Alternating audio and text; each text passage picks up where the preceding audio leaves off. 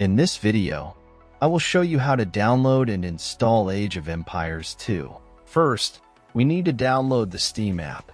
Open your Google Chrome and search for store.steampowered.com. Link in description. Click on the Install Steam button on this page. Once you've done that, at the top right corner of your screen, click on the .exe file and open it. Complete the installation, and once finished, open your Steam app. In search bar, type Age of Empires 2 and drop down you will see the game. If not, check video in description. If you see the game in drop down, click on the game.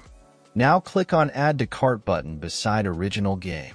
In new pop-up, click on View My Cart.